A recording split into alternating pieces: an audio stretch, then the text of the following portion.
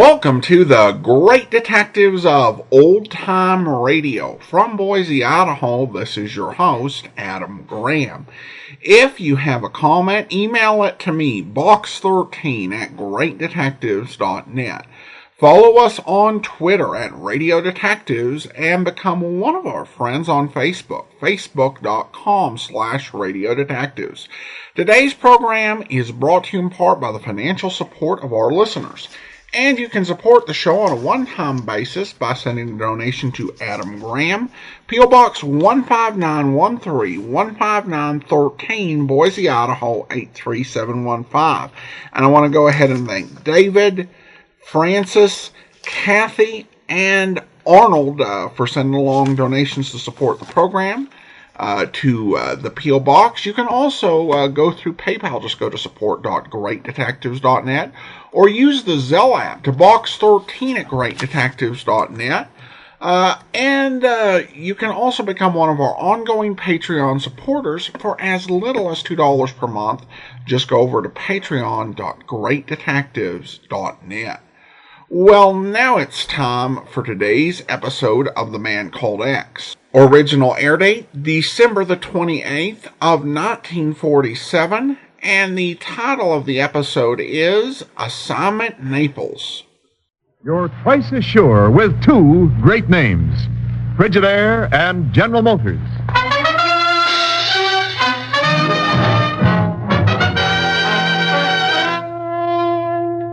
Frigidaire presents Herbert Marshall as The Man Called X.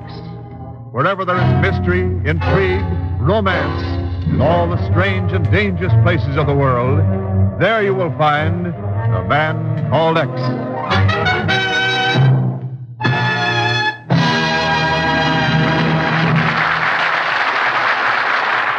Frigidaire.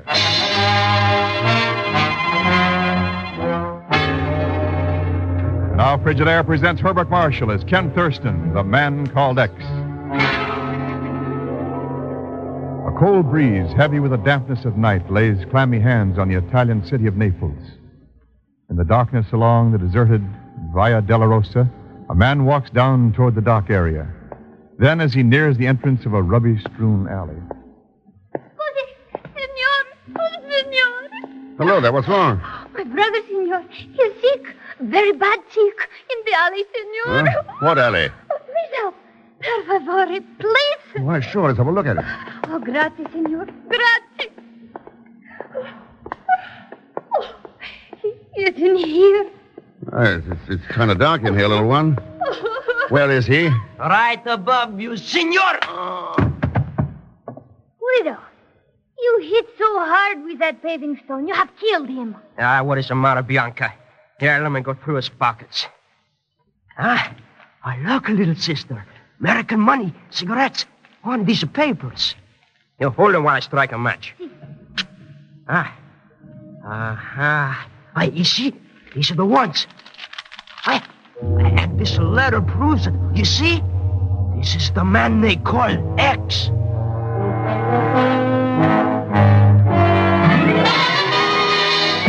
For the last time, Pagon, no. I'm not going to give you Ken Thurston's address. I forwarded your airmail letter to him, and that's that. But Mr. X hasn't answered yet, Mr. Chief, and he owes me money for work I did. I'll start today. Oh, here. He asked me to give you this, a petty cash voucher for $20. Miss Brooks will cash it for you. $20?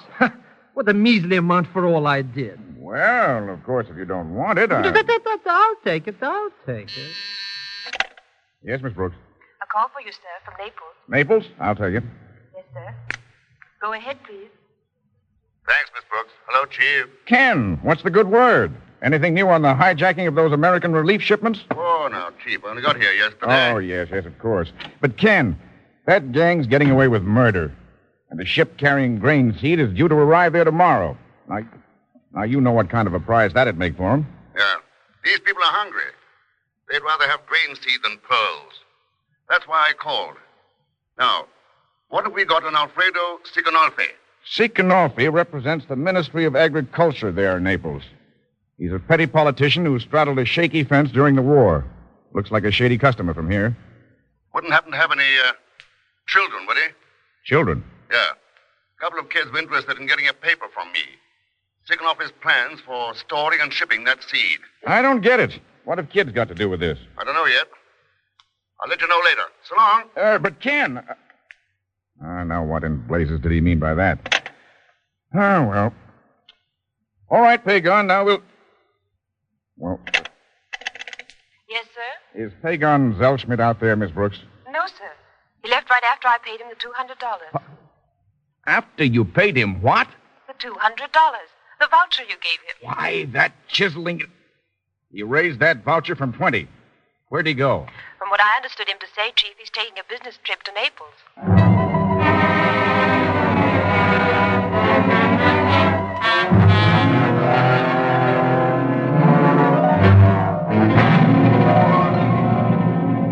I tell you, Senor Thurston, I do not like this. That paper contained the time that the seed was to arrive, the place we intended to store it, the freight routings, everything that the gang of thieves could wish to know if they intend to steal it. Nothing will happen to it, Sikanolfi, if I can get the information I'm after.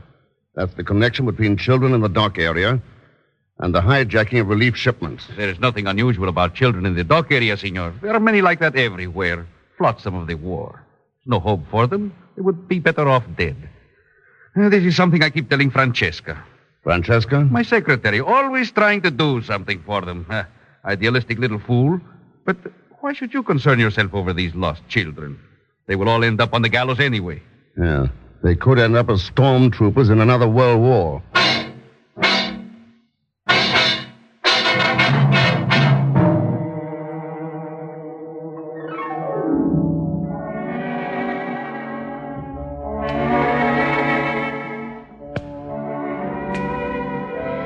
Signor Sicanolfi is very kind, but I am afraid my efforts are feeble ones.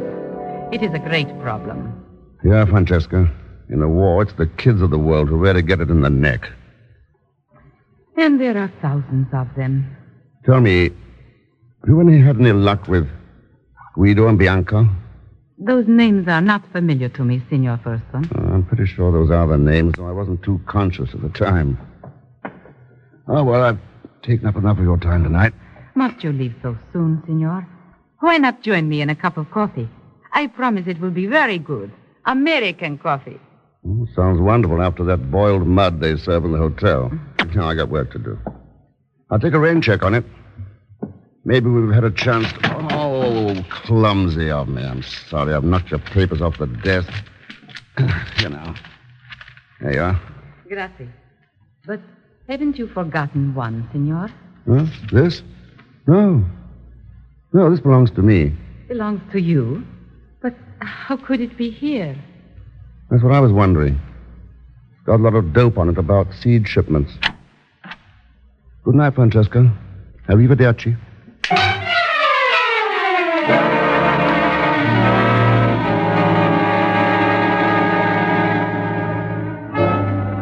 Mr. Thurston? Oh, you, Mr. Thurston? Wait up for me. I'm coming. Hello, Mr. Thurston. Hello, Pagon. Have you had any trouble finding me in the dark? That's a cinch. I got eyes like... Hey, you're not surprised to see me. Why should I be? I talked to the chief again.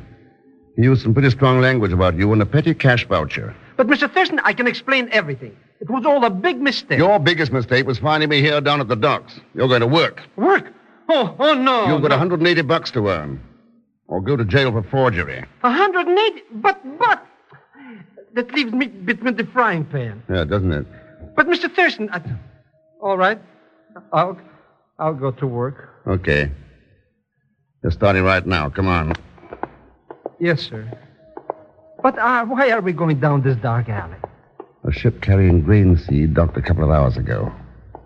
This Lamadrone warehouse is where Siconolfi planned to store the seed. Let's try this rear door. Oh, come on in. Mr. Thurston, compared to this, that alley was a sun garden. Quiet. There may be something. You...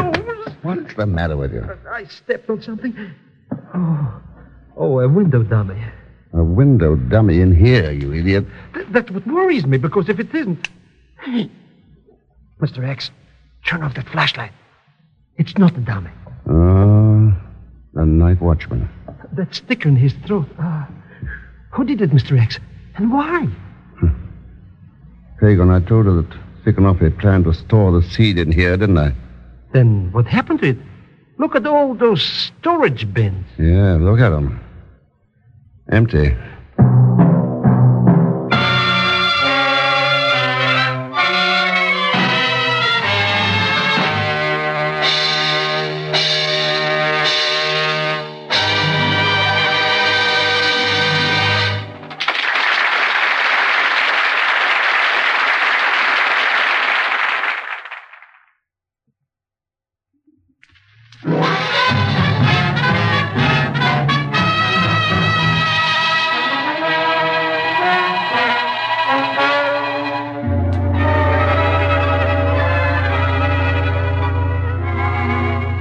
And now to continue with Frigidaire's Man Called X, starring Herbert Marshall.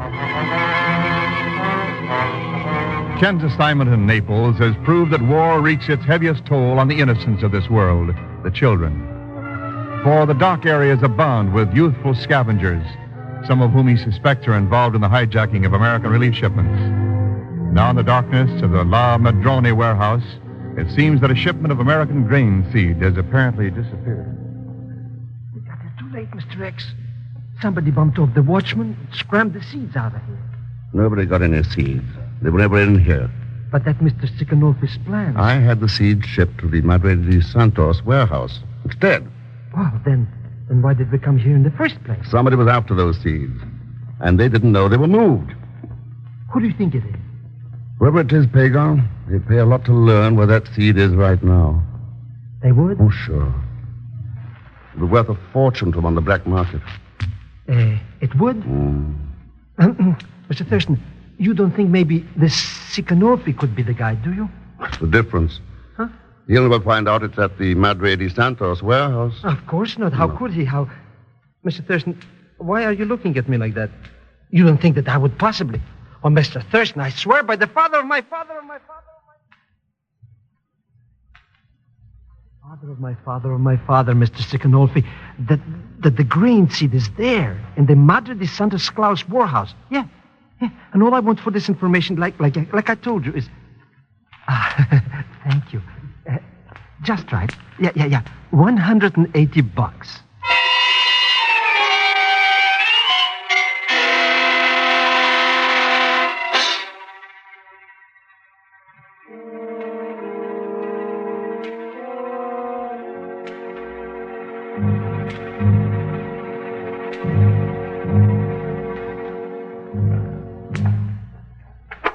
Careful, Francesca. My last pair of silk stockings. Well, it is a small price to pay for a clear conscience. What made you break down and send for me? Because I believed you were sincere. And it was foolish to deny that I knew Guido and Bianca. Especially after you found the paper in my apartment they stole from you. Yeah. I had learned what they had done, Ken, and I took the paper from them.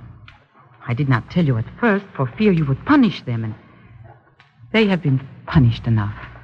They and thousands like them, Francesca, living in bombed-out ruins like this one.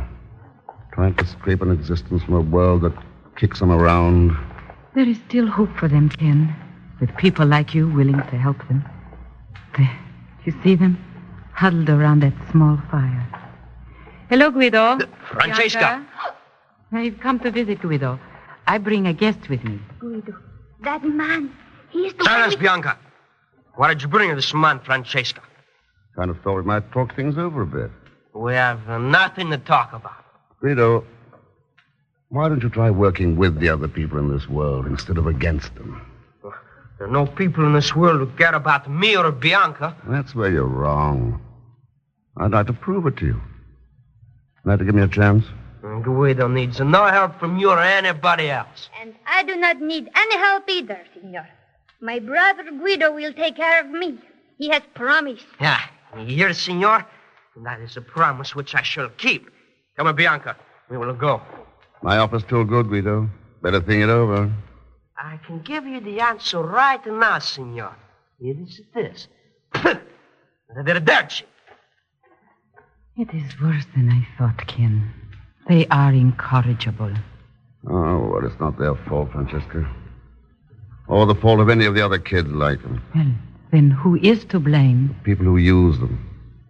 People who are responsible for what they do, who keep them from having homes and food and warmth and love. They're the guilty ones, Francesca. They're the guilty ones, all right.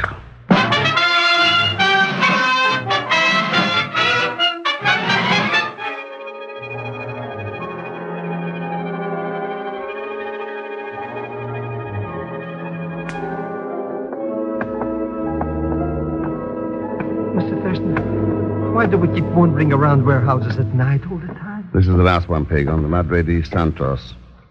See there? Nothing but sacks all around. Sacks filled with grain seed. And here's where we have the payoff. That reminds me. How'd you make out with Siconolfi? Oh, that was a cinch. He came right across, but... Yes. Yeah, thanks for baiting the trap for me. Huh? Mr. Thurston? Wait. I think somebody's walking into it now. Now, listen. That's only a truck stopping outside. Yeah. And we may have visitors in here any minute. Hey, why did you turn off that flashlight? It's pitch dark. Quiet, listen. Mr. X, somebody's coming in.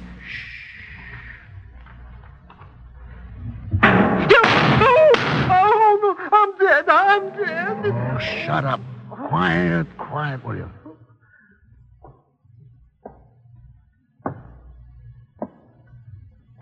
Stop right there, Siconolfi. Padre mio. Oh, Thurston. That's right. Drop the gun. Drop it. Si, signor. All right, now. What are you doing here? Well, I came to protect that seed, signor. Did you have to drive up in a truck to do that? I was already here when the truck came. When the banditti entered the warehouse, I opened fire at them. To protect the seed? Or to warn them that I was here? Your accusation is unjustified, signores. I think I can prove. I am certain that I shot one of them as he was running outside the door. Okay, Siconolfi, let's take a look. Mr. X, look. He did shoot somebody. Yeah, Pagan, he sure did. Oh, pobre. A 12-year-old girl named Bianca.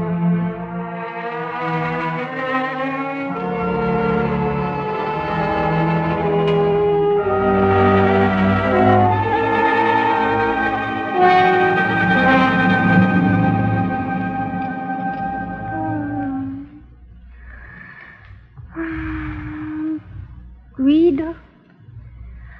Where are you, Guido? Guido? Hypodermic, nurse. See, doctor, here. Guido, you told me was no God. You were wrong, Guido. Quiet, child. I can see him now. As plain as I see you. ¿Cómo está, Dios?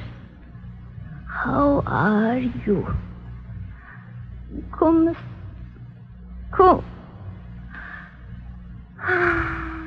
Doctor? She's in a coma, senor. What are the chances? We will not know for a little while. We can only do our best. I see. Okay. I'll check with you later.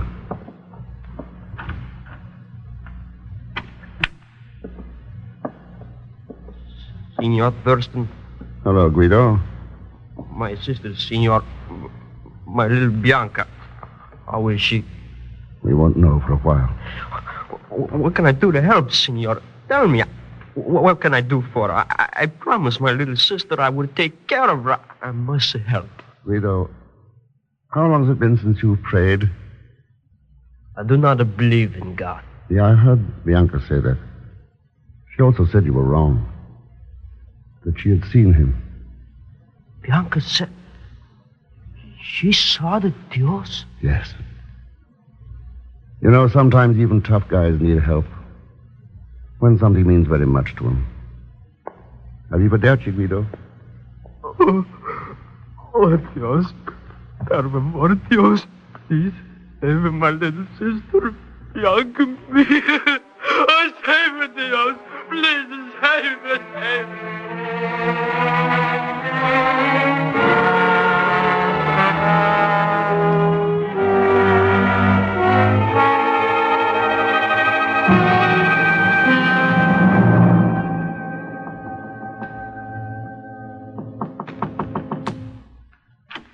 See, we... Oh, Ken. Hello, Francesca. Can I come in? Well, of course. But it is almost midnight. I thought I'd bring you up to date on our Aid to Children plan. No. Something has happened? Yeah. Guido found out where the seed was stored. He told the person he was working for. They came to get it tonight. What happened? There was a slight hitch in their plans. One of the kids was shot. Oh, no. No. Will she live, Ken? Just before I left to come over here, the doctor said, yes. Oh, thank the good Lord for that. The Lord you don't believe in. The Lord you taught those kids not to believe in. What are you saying? You were the one using those kids. They needed help, guidance. But you taught them to steal and lie. Oh, no, Ken. Why, you're The wrong. crime was yours, Francesca. They helped to steal grain and seed, yes. You were robbing them of their souls. What? Why, this is ridiculous. I explained about that paper. Oh, sure. And took it to their hiding place to make your story stick. But poor secretaries in Naples can't afford silk stockings, Francesca, or American coffee in their homes. And you gave yourself away completely by asking if she would live. How did you know it was Bianca who was shot if you went there? All right, Ken. So you know. What good do you think it will do you now? No, Francesca. That gun won't help you. Sikanolfi is waiting outside. Sikanolfi? And the police. You don't stand a chance. Well? All right, Ken. I will go, but it's cold outside. I will need a wrap, and I have one in the next room. Sure, go ahead. That's the way you want it.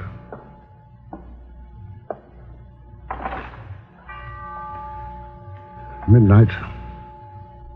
3 days from now, an old year will die and a new year will be born. Perhaps a better one.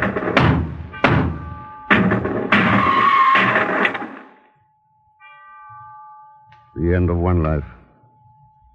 The beginning of better new ones for Guido and Bianca. We can't let war ruin their lives again.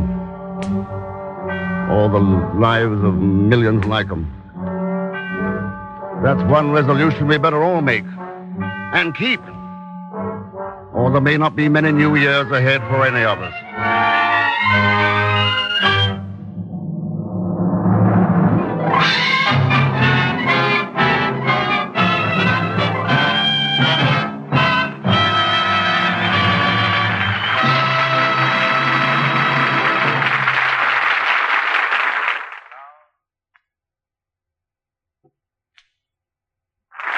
Now, here's the star of our show, Herbert Marshall. Thank you, Wendell. Next time we come back to you, next Sunday night at this same time, we'll be right at the beginning of a, we hope, bright new year. Thanks very much for being with us during 1947. One of the things we've liked best about the past year has been the knowledge that you were listening. And we trust being entertained by our show. We hope you will be with us next on every Sunday night through 1948. We sincerely hope that for you and for all your friends and loved ones, we hope that 1948 will be a very happy new year. Well, that certainly goes for all of us here in the studio, Bart, and for our good sponsor, Frigidaire. And now, just to do a little forecasting for 1948, let's tell the folks about next Sunday's show. Right. Next week, our story is called Spot the Eight Ball. And I think you'll enjoy it because it really is packed full of excitement and mystery. As usual, Leon Belasco will be along as Pagon Zellschmidt. So join us, won't you, when next I return as the Man Called X. Good night. Frigidaire's Man Called X is directed by Jack Johnstone, with music composed and conducted by Johnny Green. Tonight's story was written by Sidney Marshall. So until next week, same time, same station, this is Wendell Niles speaking for Frigidaire, made only by General Motors. All characters and incidents used on this program are fictitious. Any resemblance to actual persons or incidents is purely coincidental. Remember, every Sunday night brings you two popular dramatic shows on CBS, The Man Called X and The Adventures of Sam Spade. Yes, for the best in entertainment, tune in and stay tuned in to CBS, the biggest show in town. This is CBS, the Columbia Broadcasting System.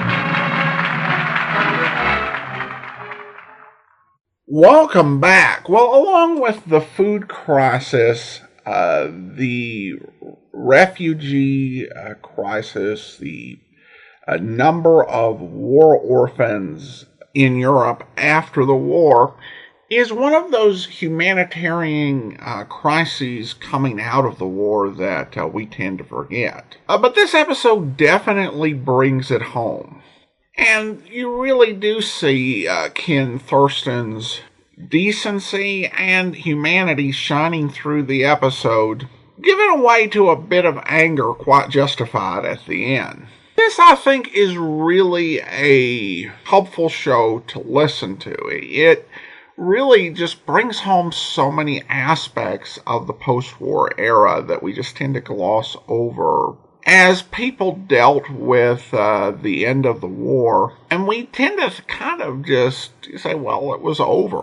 But there were so many consequences that had to be addressed. And certainly you have even referenced in this episode the idea that war and humanity's cruelty to one another wasn't just something that was unfortunate or sad, but when you have the atomic bomb drop to end World War II, war jumps up to a level in a lot of people's minds where it threatens the survival of the human race and serves as an extra impetus to seek peace and understanding. And what you get with The Man Called X is just a feel for how strongly that sentiment was felt.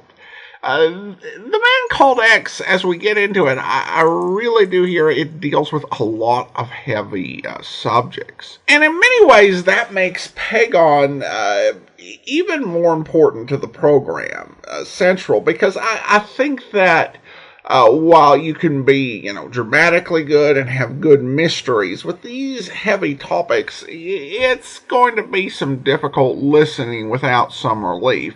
And certainly Pagon does provide that. And I do find hilarious the idea that they would prosecute Pagon for a forgery of $180, given all the other things that Pagon has gotten away with and managed to stay out of prison. Well, listener comments and feedback now. Kathy writes, really enjoy listening to your Great Detectives podcast shows on my early morning walks. Thank you. And I also have a note here from David. He writes, I've written before and told you that I found you through your Johnny Dollar podcast series. That was last year. Now I expanded to your Dragnet series and have been working backwards through that catalog. Now I'm enjoying your offerings on the Great Detectives of Old Time Radio podcast. I listen for hours on Sunday nights. Thank you for the setup and the review commentaries. And then have this comment from Arnie, who says, for many years, I have enjoyed listening to your Great Detectives podcast. When I was a kid, I used to listen to the radio programs. Today, there is no such thing on radio like the old programs. For some reason, many people are not entertained by these programs anymore. I love them. Keep them coming. Well, thanks so much for the comment.